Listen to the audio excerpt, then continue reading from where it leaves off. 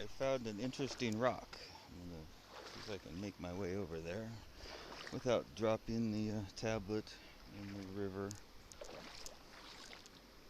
It's not deep enough that I can just fall on my butt and hold it in the air if I had to, but I'll try not to do that.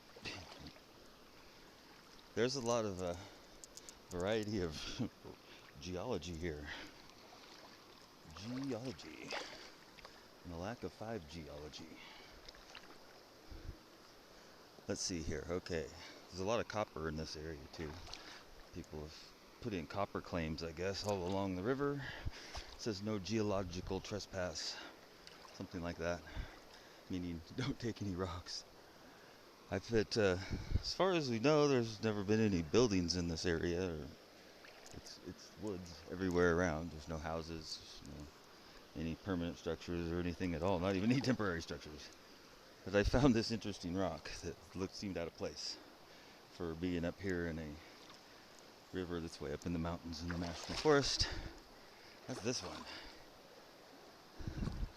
It's squared off. I mean, did somebody come up here with a piece of concrete that was filled with the same kinds of rocks and then toss it in the river here?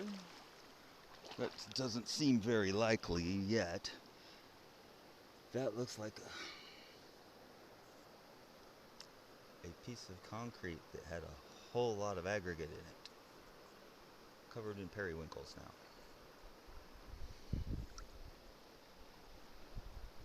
Very strange. The way it's squared off and stuff, it's like, and then it's clearly a slab.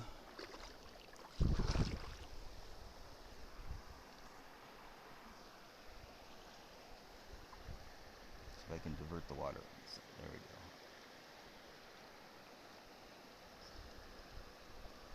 I just thought that was weird for it to be out here in the middle of the river.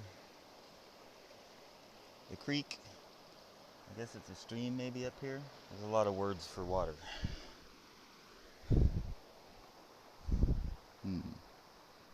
Most of them are Jewish last names for some strange reason. Lake, rivers. I don't know about stream. Pond, probably. Fjord, I think that's Scandinavian, so maybe not. Who knows? Yeah, it's very... I suppose there could have been somebody up here long ago has built themselves something, a sluice box or a little hut or something, and this is one piece of it that just happened to be laying in the river still. Yeah. Very odd.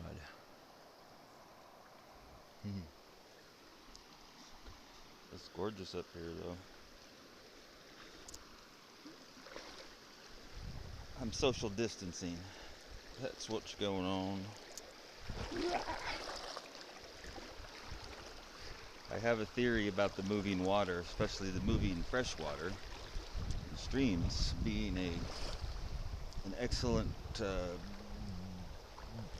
detoxifier with the fish. There he is.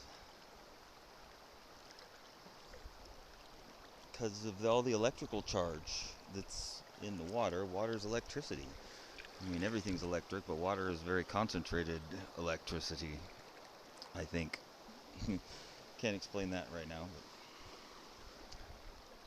And so it's moving across the ground source, which is the earth. And so it's obviously an energy pathway is where the streams go. I mean, we can think of it as, gravity pulls things down and they have to figure out a course, and there's just a natural course in which they take, and that's true to some degree.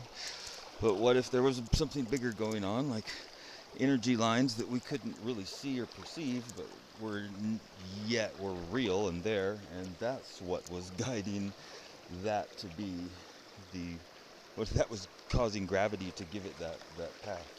I don't know, that's kind of confusing, but what I'm saying is, anyway, this is an energy pathway. All this moving water is electrical potential, And to put yourself in it and then let it flow by you, it seems like it's continually, pulling the charge from you. And it feels that way too. And when I get out of the water, even if I stay in here till I swell up a little bit, I'm better off for it. Because my skin goes back to normal almost. My toes look almost normal. Whatever the stuff is comes back again, because I guess it's a fungus and not a straight toxic buildup. But I believe if you pull enough of the toxins off of you, then the fungus has nothing to eat, and then the fungus starts to weaken, although it's a very stout fungus, and it doesn't give up very easily. So it's been quite a battle. I've been noticing these cool, the spiral formations on the things that grow. It looks kind of cool.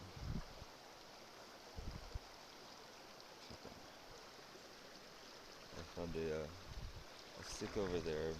Might make a hatchet out of it or something. What I saw is a great big nematode, I believe it was. It looked like a salamander. Had paws in the front and flipper feet, legs in the back, and a tail with it went flat like a fish. It's beginning to evolve.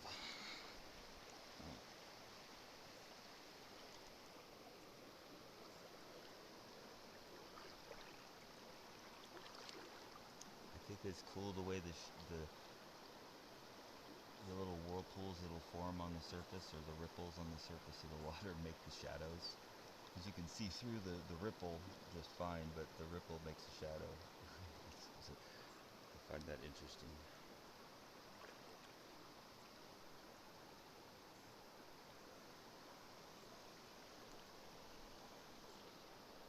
There's some little fish.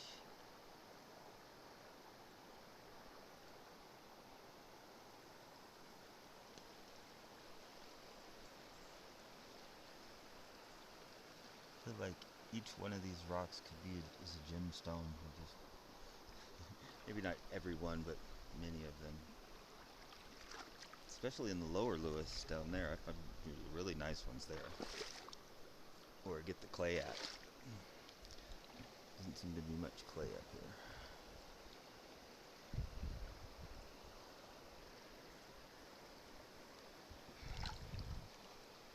Check that one out. It's just still got a line. But this kind of rock here, and then it's this color here, and there's the line where it's divided. That's weird. I don't think I've seen that on a rock before. It goes all the way around too. Might have to keep this one. I collect up enough rocks as it is, and so I try to collect little ones so they don't take up as much place. But then you find cool bigger ones, and I mean that's not a big rock, but it's bigger. They start to add up after a while. Woo.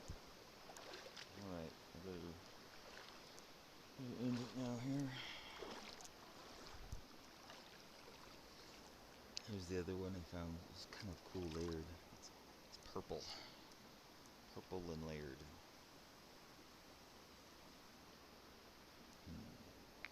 And the stick. If we could hatchet or something. Tomahawk. Alright. I hope you enjoyed the Lewis River. Take care. Until next time. Cowabunga, dude.